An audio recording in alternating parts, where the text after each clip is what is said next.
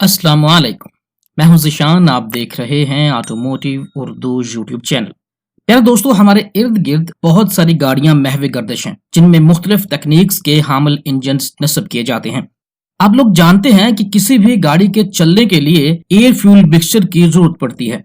Engine cylinder में air fuel mixture की जो मिकदार दाखिल होती है, इसे हम इंजन की वैल्यूमेट्रिक एफिशिएंसी कहते हैं। जब इंजन लो आरपीएम पर होता है तो उस वक्त वेल्व्स और पिस्टन्स के लिए इतना वक्त होता है कि एयर फ्यूल मिक्सचर की एक बेहतर मिकदार इंजन सिलेंडर्स में दाखिल हो जाती है, लेकिन हाई स्पीड पर इंजन की वैल्यूमेट्रिक एफिशिएंसी बेहतर नहीं रहती, यानी इसमें हवा या एयर फ्यूल मिक्सचर बेहतर तौर पर दाखिल नहीं हो सकता।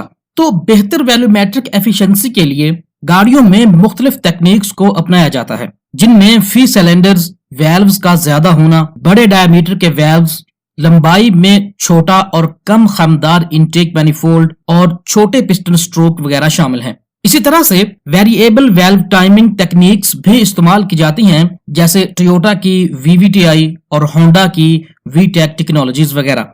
वहीं पर टोयोटा अपनी गाड़ियों में एकॉस्टिक कंट्रोल टेक्नोलॉजी का इस्तेमाल भी करता है और अक्सर आपको टोयोटा के ब्रोशर में एकॉस्टिक कंट्रोल टेक्नोलॉजी के बारे में देखने को मिला होगा। तो प्यारे दोस्तों, ये वो बुनियादी इकदामात हैं जिनकी मदद से बगैर कोई इजाफी डिवाइस इस्तेमाल में लाए हम इंजन की एफिशिएंसी को इम्प्रूव करने की कोशिश करते हैं। इन इंजन्स को नेचुरल एस्पिरेटेड इंजन्स कहा जाता है। इसकी वजह यह है कि इंजन में पिस्टन के रेसिप्रोकेटिंग मोशन की वजह से जो प्रेशर डिफरेंस पैदा होता है, उसके नतीजे में बाहर से फ्रेश एयर इंजन सिलेंडर में दाखिल होती है। और पाकिस्तान में तकरीबन 99% लोकल गाड़ियां ऐसी हैं जिनमें नेचुरल एस्पिरेटेड इंजन्स का इस्तेमाल किया गया है।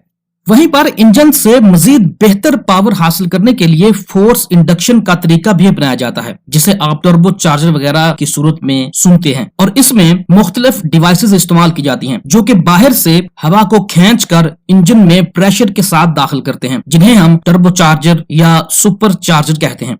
प्यारे दोस्तों, टर्बो चार्जर ब्लोअर कंप्रेसर या एक ऐसी डिवाइस है जो कि एग्जॉस्ट गैस के प्रेशर के जरिए असर काम करती है। आमतौर पर टर्बो चार्जर 3 या 4 अहम हिस्सों पर मुश्तमिल होता है, जिसमें टरबाइन हाउसिंग, कंप्रेसर हाउसिंग और सेंटर शाफ्ट शामिल हैं। अब टर्बो चार्जर का एक एंड एग्जॉस्ट मैनिफोल्ड के रास्ते में, जिसे हम टरबाइन कहते हैं, जबकि दूसरा सिरा इनटेक मैनिफोल्ड से पहले आता है, जिसे हम कंप्रेसर कहते हैं, और इन दोनों को सेंटर शाफ्ट आपस में जोड़ती है। अब जब इंजन चल रहा होता है तो एग्जॉस्ट गैस टर्बो चार्जर के टरबाइन हाउसिंग में से होकर गुजरती है, जिससे एग्जॉस्ट गैस का प्रेशर टरबाइन को घुमाता है। तो जैसा ही टरबाइन घूमती है तो शाफ्ट के दूसरे एंड पर मौजूद कंप्रेसर भी टरबाइन के साथ घूमना शुरू कर देता है, जो कि बाहर से फ्रेश एयर खींचकर इंजन में दाखिल कर देता है। चूंकि ये हवा प्रेशर के साथ आ रही होती है तो इसलिए हम इसे फोर्स इंडक्शन कहते हैं। अब जितनी ज्यादा हवा इंजन सिलेंडर में दाखिल होगी, उतनी ही इसकी वैल्यूमेट्रिक एफिशिएंसी ज्यादा होगी, जिसके नतीजे में बेहतर आउटपुट हासिल होती है। इसका अंदाजा आप इस बात से लगा सकते हैं कि एक टर्बो चार्ज इंजन अपने से 1000 सीसी बड़े इंजन जितनी ताकत मुहैया कर रहा होता है। आपने नोट किया होगा कि पुराने वक्तों में आपको बहुत कम गाड़ियों पर टर्बो चार्ज इंजन देखने को मिलते थे, जिनमें हाई एफिशिएंसी व्हीकल्स या स्पोर्ट्स कारें वगैरह शामिल थीं।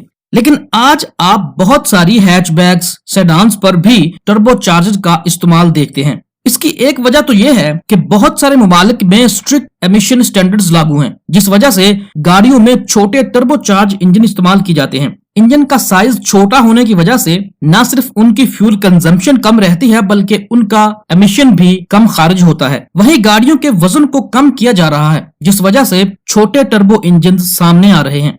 वहीं पर जब आप टर्बो चार्ज व्हीकल के बारे में बात करते हैं तो उस पर आपको इंटरकूलर की इस्तेलाह भी मिलती होगी, और अक्सर गाड़ियों पर जो एसयूवीज वगैरह हैं उनके ऊपर बाकायदा ये लिखा होता है कि इस गाड़ी में इंटरकूलर भी इस्तेमाल किया गया है। तो प्यारे दोस्तों, जब टर्बो चार्जर बाहर से फ्रेश एयर को कंप्रेस करके इंजन की तरफ भेजता है तो कंप्रेशन के नतीजे में यह हवा गर्म हो जाती है, और आप लोग जानते हैं कि जब हवा गर्म होती है तो वो फैलती है। तो यहाँ पर वही मसला दरपेश आता है कि ये हवा जब इंजन के अंदर दाखिल होगी तो इंजन की वैल्यूमेट्रिक एफिशिएंसी बेहतर नहीं होगी, क्योंकि ये हवा उस वक्त फैली हुई होती है।